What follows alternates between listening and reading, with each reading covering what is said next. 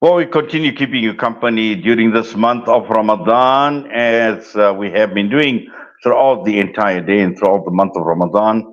And on the Iftar Drive in particular, this is one segment, Voices from Palestine, together with the Palestine Solidarity Alliance.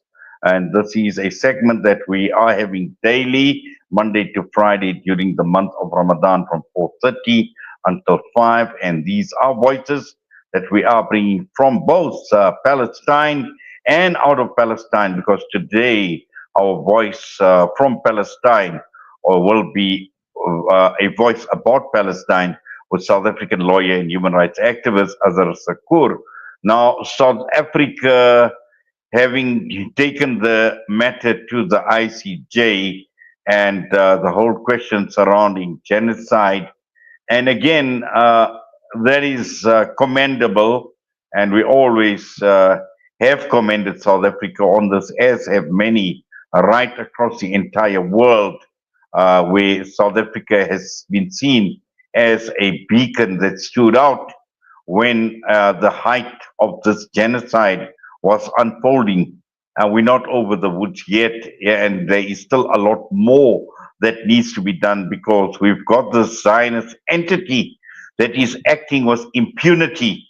We've already seen after the first phase of the ceasefire that the about turn on the part of this Zionist occupying entity. And again, we've seen how they have been cutting off aid going into Gaza after the resistance movements, Hamas and Islamic Jihad, had met the conditions. They had released the captives as planned. We've even seen throughout that period as well the treachery of this Zionist regime, again playing out, delaying the release of Palestinian prisoners, and it is only cutting ties with this genocidal Israel regime, and that will go a long way in strengthening the fight for Palestinian liberation. Let's go across and to be joined by Azhar Sakoor. Azhar, Assalamu alaikum wa rahmatullahi wa barakatuh. Welcome and Jazakallah khairan so much for your time. Wa alaikum assalam, and shukran for having me this afternoon. Yes, Jazakallah for that. Azhar, as I mentioned, there can be no easy ride for this occupying Zionist entity. And things need to be made as difficult as ever and as possible for this occupying entity, because at the end of the day, in whatever way one actually looks at it, each country, each individual, and particularly those that subscribe to human rights, have got this moral obligation, and cutting ties with Israel is a moral obligation. 100%. And I think the strides that the South African government has taken recently in taking Israel to the ICJ is the first step to getting us closer to that goal of cutting ties with the Zionist entity and removing any sort of diplomatic relationships with them. Yes. Now let's just talk about, obviously, uh, the ICJ ruling was an advisory ruling, and you would know better than I, because being, a legal eagle, Azhar. But let's just, look and perhaps not going into too much detail, but a summarized version of this obligation on states, on third states particularly, and why is it so important to comply with international law? So there's actually two or three elements to international law that have been happening in this last year.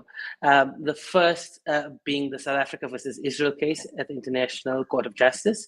And that actually is binding. So you get two types of proceedings. You get binding and you get advisory opinion. So the binding opinion or the binding ruling has not yet taken place. What we've got is provisional measures in that particular case. And that's the one element. What you've alluded to as well is then the advisory opinion, which is non-binding, but they carry significant legal and moral weight. And then the third element that's there is the ICC, the International Criminal Court arrest warrant. So without going into a lot of detail, the first bit is the provisional measures. And basically, in handing down provisional measures, what was found was that Israel is potentially carrying out genocide from at least the 8th of October onwards. That is the long and the short of what had happened. And the court had said that Israel had to take measures in the provisional steps to show that they were not conducting genocide. And there were reports that were supposed to be due. Those reports were not made public to us, but we do believe that they clearly have not been complying with the orders of those courts. And South Africa has since then actually asked for additional provisional measures. And the latest that has sort of happened in that case is South Africa in October of last year delivered what it called a memorial, which is basically its findings or its evidence in this particular case. And that was thousands of pages worth of evidence that had been compiled. And the next step is for the Zionist entity's counter memorial submission. And basically, that's where in the South African memorial, we set out the detailed account of the events that had taken place. We've given the legal principles and asking the court for relief in saying what they're doing is genocide. And we're expecting Israel to give this counter, but this is only likely to take place in July. But this is a significant win because for years prior to this, there's not been any success in taking this Zionist entity to these international structures. And they're under a lot of pressure right now because of the rise of the global south. And then to quickly move along to the advisory ruling. The advisory opinion is something that was quite interesting because it had listened to submissions from multiple countries. And one of the things that it had found and asked for was it said that ultimately Israel is an apartheid state or its actions were apartheid. The second thing that it said was that the stealing of land was illegal, the creation of settlements was illegal, and it asked specifically for reparations. Now, that is something that is advisory and would have to go through the General Security Council for courts to take it further. That is a whole other process. You've got the UN veto that's currently taking place that's stopping those further actions from going further. But we are winning slightly and gaining more awareness and traction in this space. And yes. the last yes. Okay, continue.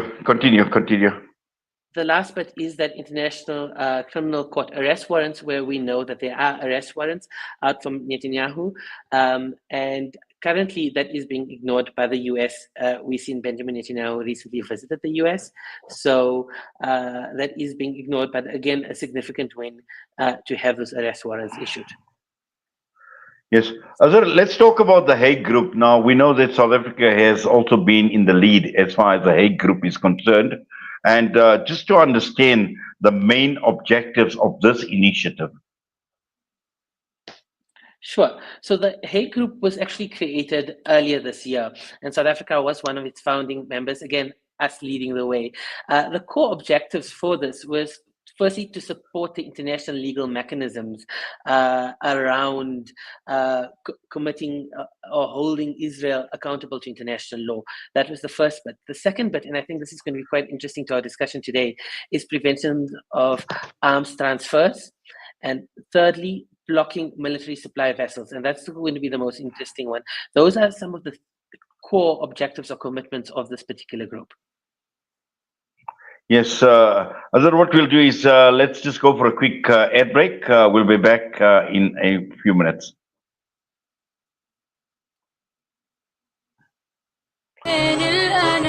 Salam Media, your spiritual companion this Ramadan. Freedom Stationery supply Marlin and Marlin Kids pens to me and my school friends. They supply just about everything we need to help us get a better education, from books to files to rulers. In fact, any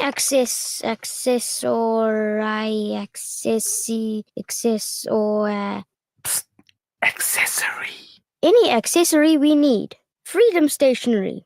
Education for the nation. What does accessory mean? World-class financial services only at Sapphire Global, your financial partner. If you are looking for Islamic, Sharia, and ethical financial products, look no further. Sapphire Global offers a wide range of financial service offerings from short-term to life and investments. A full-service center with all financial requirements under one brand. Our highly skilled and experienced consultants are ready to help protect your financial future. Contact us on 041 001 0184 or visit our website on www.sapphireglobalfs.com. Sapphire Global is an authorized financial services provider. Imagine a world where every child feels loved, secure, and cared for. At Beit Halima Saadia Orphanage, we are not just providing a roof over their heads, we're giving orphan children a chance for a brighter future. For just 1,500 rands a month or 18,000 rands a year, you can sponsor an orphan and transform their life. Your contribution covers essentials like food, clothing, tuition, therapy, and more, ensuring they grow in a nurturing, supportive environment. Any donation is accepted as well as daily scheduled donations. EFT directly into our account.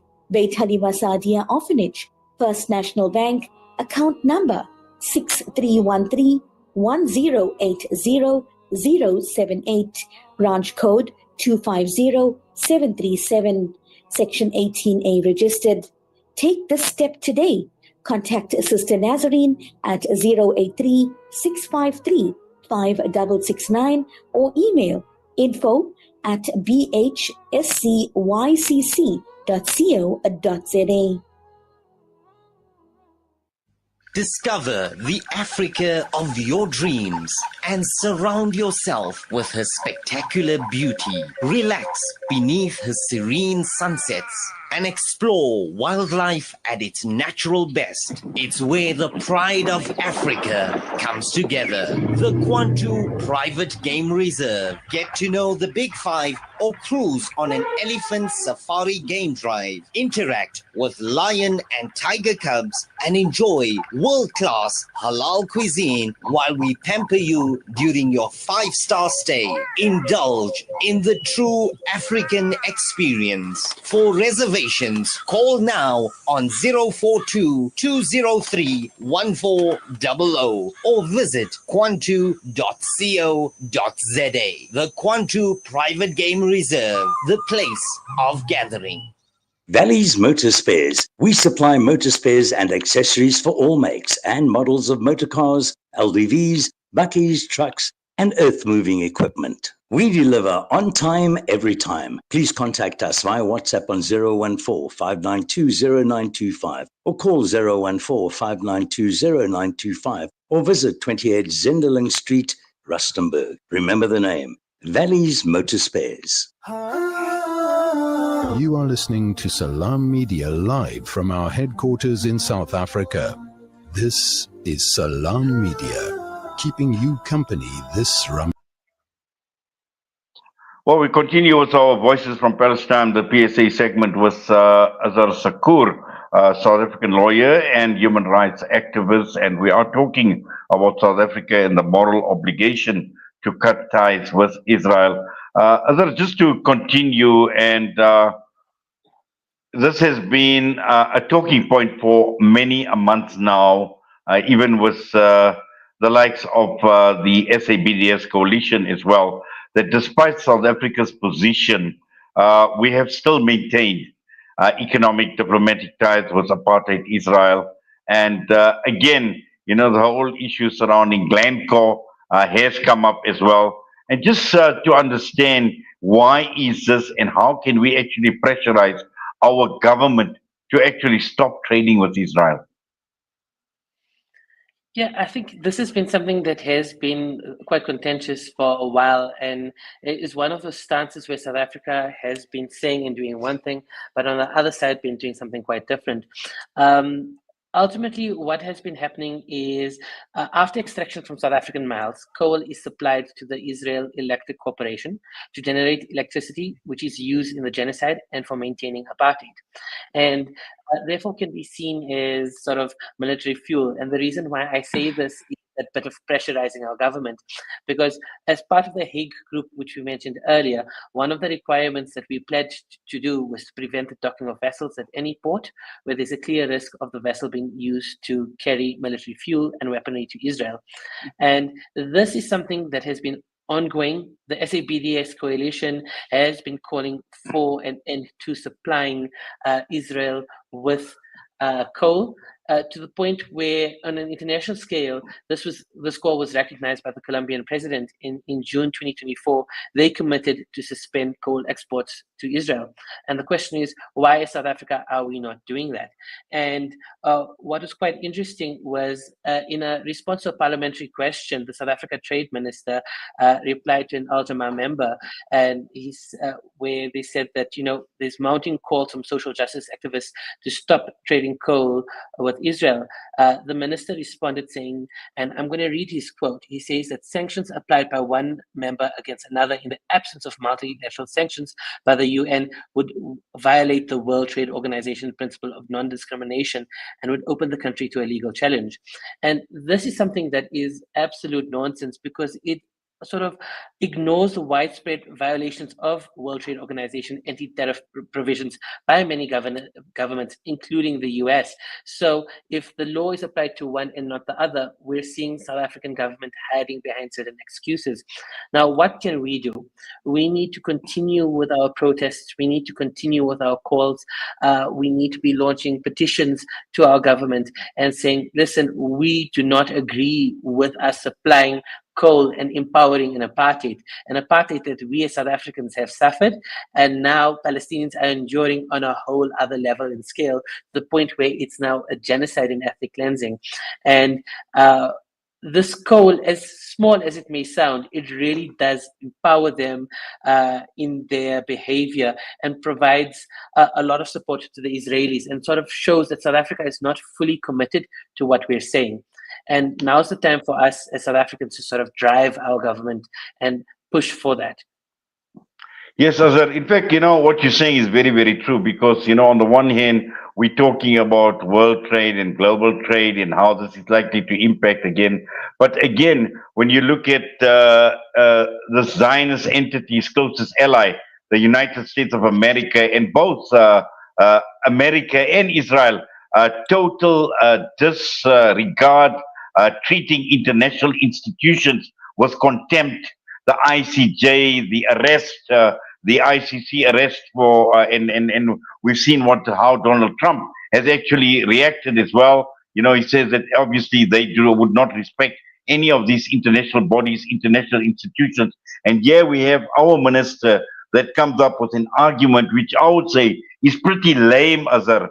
It's a very, very lame excuse that is given. And this is a very strong call. It's a very powerful call made by the BDS coalition and everybody else, particularly in terms of powering this Zionist military machine. 100%. And I think, what's quite interesting is, if you're looking at sort of how these BDS movements can help end the genocide and other IDF attacks, particularly with regards to coal, a similar vulnerability occurred within South Africa's apartheid system in 1985, when financial sanctions caused a squeeze that President P.W. Botha declared a debt default, imposing exchange controls and shut the stock market.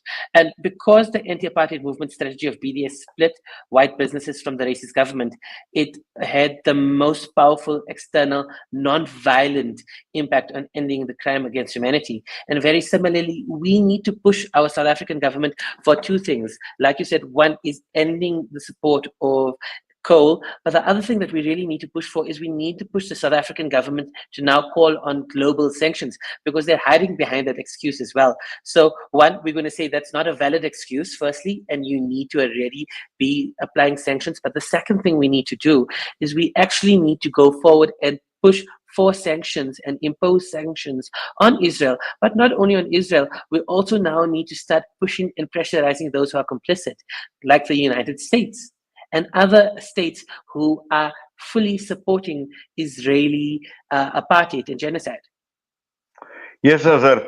And also, Azhar, let's just, we know that there has got to be pressure all around, and pressure can only come from grassroots. Pressure can come from the ground as well, as we've seen right across the entire world. Activists, human rights organizations, solidarity movements, and it's all about keeping up the pressure, but also continuing to mobilize solidarity communities to increase pressure on these companies that are doing business with Israel, and more importantly, even on government, so that they can isolate. Because it is only through this isolation. You know, the sad part is, and we always make this point, that you've got an entire Arab world put together. You cannot get one bottle of water into Gaza without the permission of Israel. Yet we find that, you know, Israel living their lives. When the Houthis had blocked the Mediterranean, you know, the road corridor was opened between the UAE, Saudi Arabia, and Jordan to get goods into Israel. We speak about the Turkish pipeline. 60% of Israel's fuel oil is coming through Turkish pipeline. So all of this put together, again, it's again about mobilizing people to stand in solidarity and to put pressure on their own governments. 100%. The pressure on your governments is a big part of what we need to be doing. And that's through protests, that's through boycotts. And our voices are and can be heard using petitions. And in the age of social media, I know there's a lot of censorship on social media, but at the same time, the power that social media has is resounding. I mean, if we look to the point where platforms like TikTok are being banned just because that's where we're able to get the truth out of. So don't be afraid to speak. Don't be afraid to post about it. A lot of people feel if I post about it, what difference is it going to make? Every single person who thinks that, you add on about it, what's going to happen? You're adding more pressure, more voice. Another thing that I think is quite important, and I want to draw this, is to those who do attend protests, to those who do boycott and attend pickets, your behavior is what's important. Yes, we are against the actions and the support of this complicit, this complacency for apartheid, but at the same time, as emotional as we may get, we should not be swearing and being violent there, because all that does is harms the cause. When we're at these events, we need to get our message across and not come across as what sometimes maybe people describe these protests as barbarians. Don't give them things to use against you. Rather be there, deliver our message, and using that to deliver our message, we can pressurize our governments. Yes, certainly, Azhar. Azhar, just some final thoughts before we take leave of you. Sure. I want to encourage everyone to just continue boycotting. Boycotts can be quite vast. Use your local boycotts as a first port of call. Use those targeted boycotts, and once you pass that, go beyond with the wider international boycotts. That is having a lot of effect and impact globally. So please do boycott. Do come out and support. There's a lot of Palestine solidarity grassroots movements across the country. Please support all of our different initiatives, which you'll find online. This weekend, this Saturday, we are going to be having a mass iftar. I'm going to encourage all those in the Johannesburg and Gauteng area to make your way down to Emmarentia and join us for a solidarity message. And the last thing is, beyond boycotts, beyond protests, us as solidarity movements do need support. We do need volunteers to assist us. So if you can support and assist different solidarity movements, please raise your hands. The smallest bit of support you can bring in really does make the biggest difference. Well, Jazakallah khairan so much for that, Azhar. And once again, we say shukran to you for taking time out and joining us on the Voices from Palestine, the segment with in conjunction with the PSA. We wish you well as well, and also for the rest of the month of Ramadan. All the best to you, Azhar. Allah accept, Allah reward your efforts. Assalamu alaikum wa rahmatullahi wa barakatuh. Ameen. Wa alaikum assalam. Azhar Sakoor was a South African lawyer and human rights activist. Voices from Palestine, South Africa and its moral obligation, and more importantly, cutting ties with this genocidal Israel regime. And talking about this genocidal Israel regime, after the Asr Adhan in the Asr Salah, we are going to be focusing with Professor Jeff Halper out of Al-Quds, out of Jerusalem, and we're talking about ceasefire talks or more bloodshed? Because on the one hand, Israel negotiating in Doha, at the same time, it is bombing in Gaza and it is killing people in the West Bank as well. So we'll be joined by Professor Jeff Halper immediately after the Azhar Salah.